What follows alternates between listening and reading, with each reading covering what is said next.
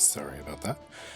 All right, a little bit of background noise as I settle into my chair again after feeding the cats. Um, Welcome back to another episode of Let's Play Final Fantasy Tactics: The War of the Lions with me, Almeiron. All right, I believe I remember properly what this fight is going to be.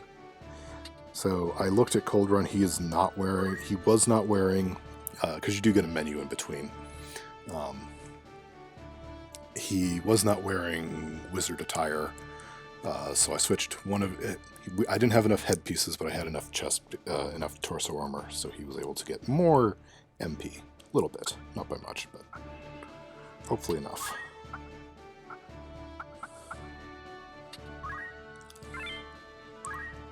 Okay, here we go. Lionel Castle Oratory.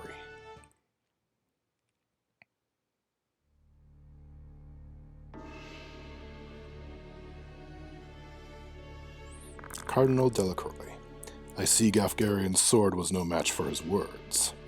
Then again, perhaps the fault lies with his adversary. Bale of blood is not given to spill easily.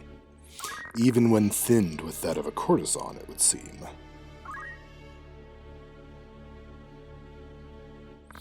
But enough is enough. Your intrusions overstay their welcome. Leave the Auracite and then leave Lionel.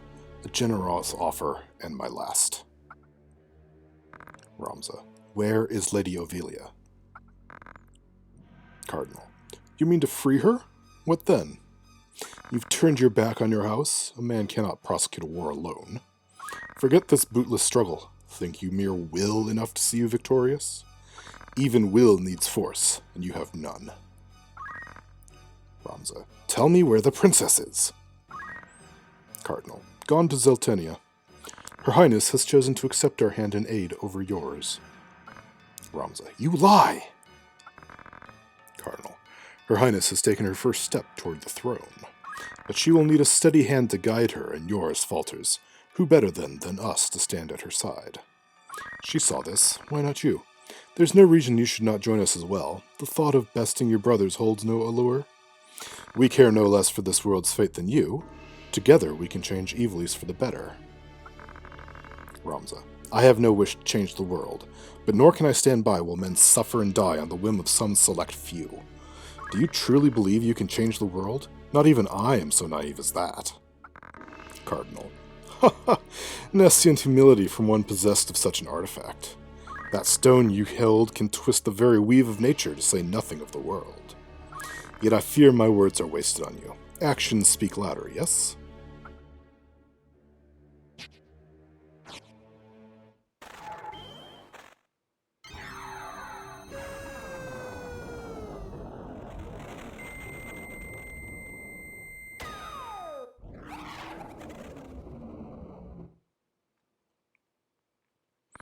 Cuchulain the Impure. You take no pains to hide your wonderment. How I shall delight to watch you die. Each excruciation ecstasy. So he can be pretty tough. The first rule of this fight is to try to stay away from each other as best as you can. Because of this. Nightmare, doom, sleep, great, sleep, shoot. Well, that's not gone well. Okay, see if you group up, he does Nightmare and potentially puts your whole party to sleep. It's amazing. And he has who knows how many hit points. I could look it up, but I'm not going to.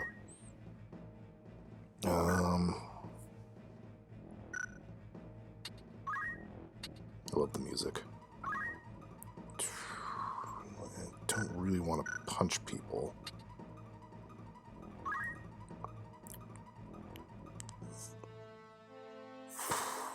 But if they stay grouped up like that.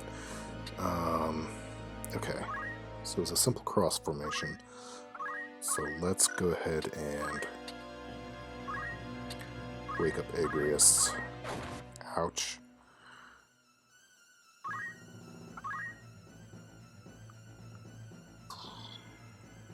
From here, maybe?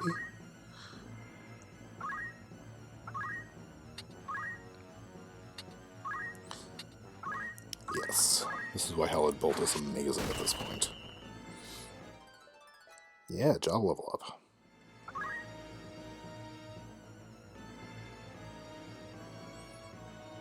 Just gonna keep doing that, huh? Sleep and doom. Lovely. Alright.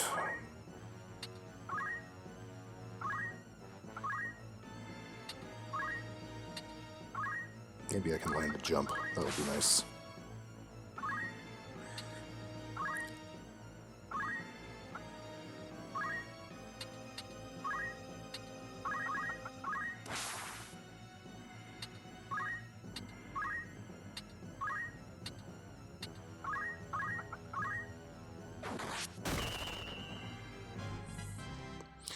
He doesn't have too many hit points. He goes down relatively easily as long as you keep hitting him.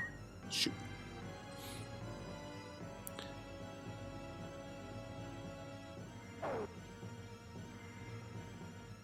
Well, whatever he's about to do, it's going to be bad. Bioka. 94, 88, 77, 86. Well, at least it woke them up.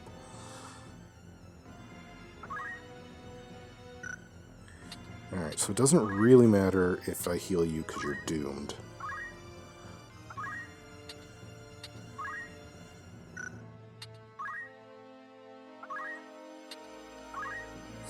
I don't want to haste himself, actually.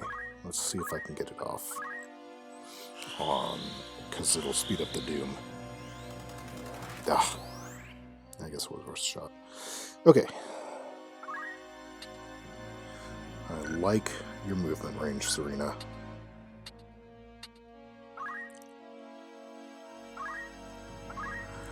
I did learn Kotetsu.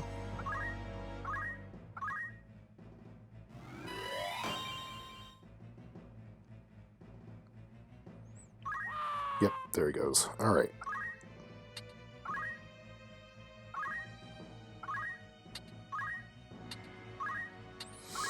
Up you get.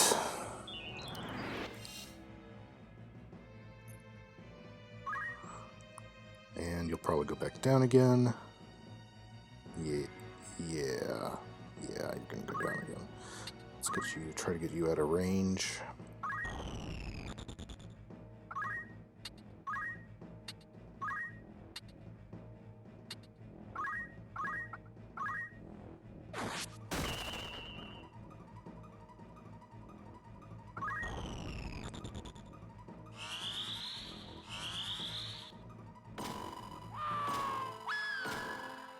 Great. Okay.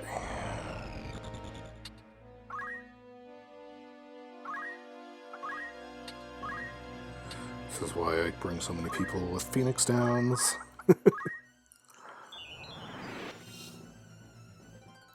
Job level, hooray!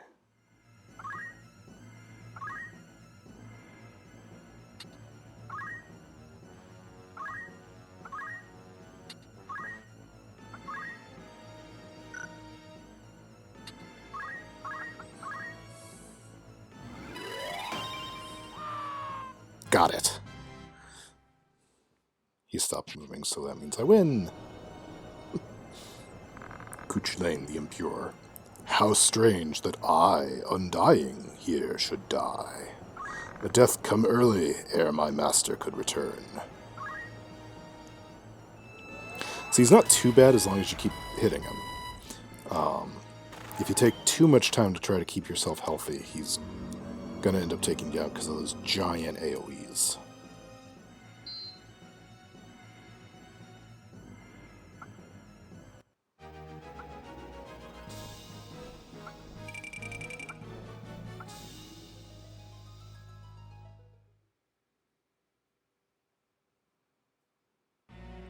Zeltenia Castle Keep. Duke Goltana. My advisors tell me you are the one who rescued Princess Ovelia. I would have you tell me more. Delita. I am Delita Hyrule, a Black Rum lieutenant, in the service of His Excellency the Baron Grimms. His Excellency dispatched me to rescue the princess, and so I did, disguised as one of your own, a sheep in lion's clothing. Now I have returned. Chancellor Glavain. Hyrule, you say? That is a name I've not heard before. Duke Goltana.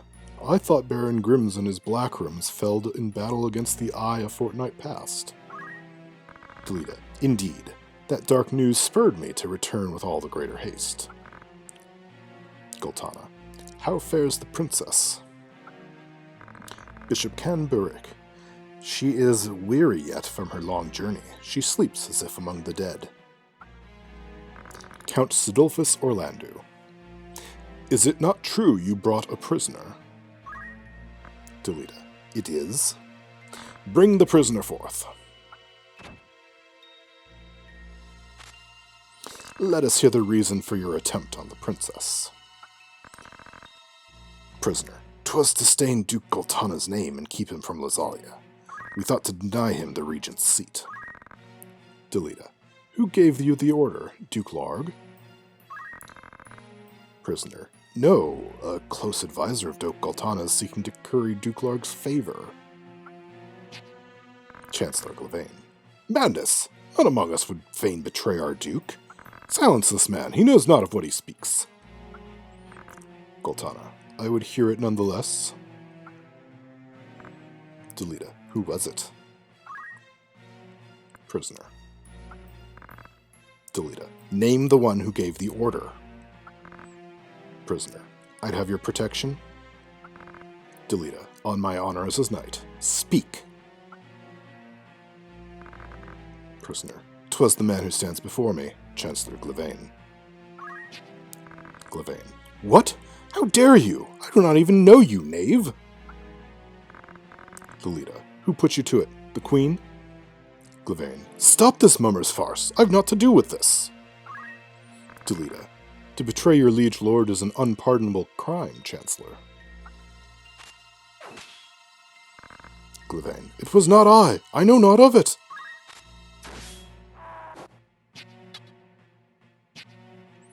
Delita. Forgive me if I presume overmuch, your grace, but now is not the time for bandied words. The Order of the Southern Sky must march on Lazalia at once, and you with it. Give your enemies but a moment to collect themselves, and they will pin the Chancellor's sedition on his lord. Your grace must strike before they are given the chance. Deny the prince's claim and set the princess on the throne.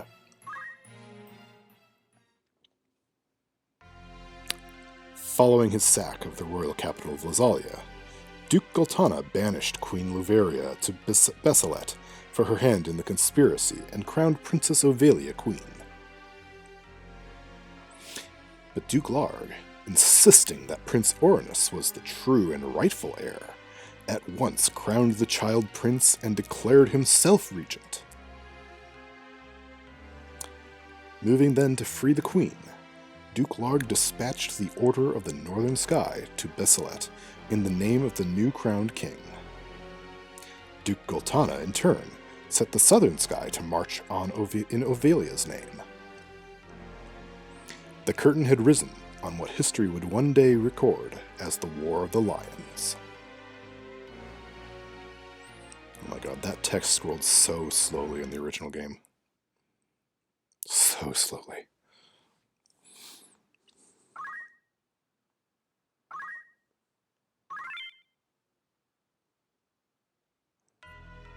Chapter 2 completed. Fort Besselet.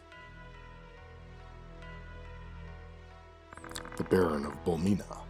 This past evenfall, the count stood at 20,000, 40 if both sides be counted. Alone, we've sustained 200,000 wounded as well. Marquis Elmdor de Limberry. The number of casualties does not concern me. Nor does the depletion of our stores. These were to be expected. No, it is this drought that threatens us. The markets are empty and tax collections fall short. With prices as they are, we can lay in supplies for another half year at best. Viscount Blanche. Duke Larg must surely face like difficulties. It rained unceasingly in Galleon this season. The grain rotted in the fields before it could be harvested. Count Sidolphus Orlando. The real trouble lies in war's wake. There is no work. Whole villages have been displaced. Orin tells me that over 100,000 have already fled to Lazalia, and more pour in by the day. Viscount Blanche. Ha! I see no trouble in this. Let Larg struggle to feed the mewling maids and his soldiers both. Count Orlando. It is no laughing matter. Should the conflict spread, we might find ourselves no better off. Think you Zeltenia proof against such fate? I assure you we are not. Has not the time come to chart a course to peace? Duke Gotana. Your fears are well-founded, but we cannot yet end this war.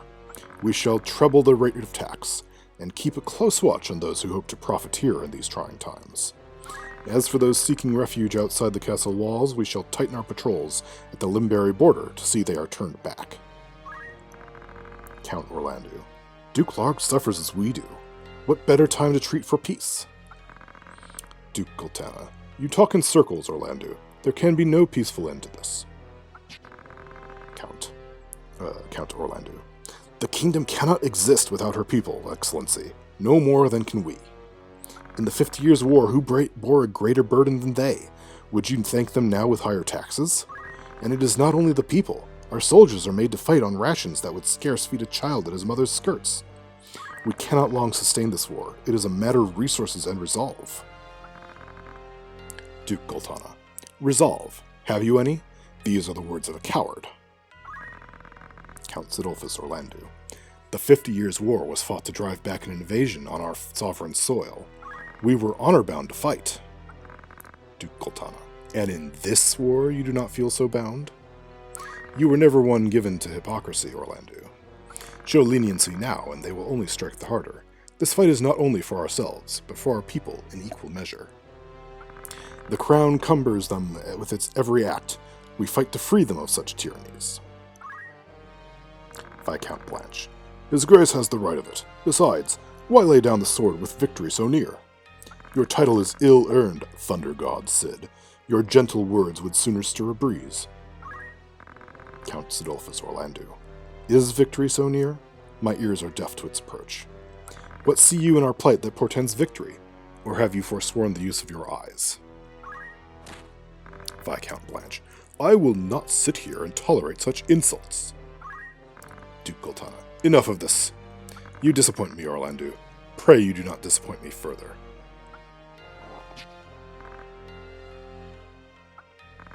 I will say this but once. Any man who cares not for the course I have chosen had best remove himself now. I will brook no further doubt, Orlando. Chapter 3. The Valiant. Oh, I can tell I've done 3 of these in a row. My voice is starting to go. Delita once told me he was swimming against some unseen current.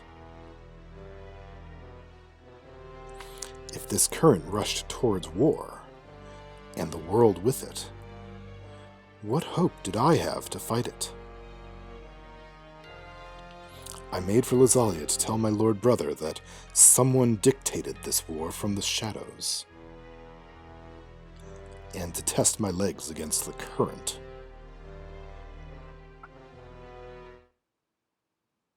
That was Ramza, by the way. Alright. There we go. Now, let's just take a quick look, and then I'm going to call it an episode. 277, still probably not really enough. I'm going to hold off for a bit. I'm learning stuff with you. 400, oh, not quite. And we draw Cold Run, who is Time Mage level 4. It might be time to move on. Yeah, I'll think about if I want to get anything else on Time Mage there. Rack is going to be basically the same boat as Ramza.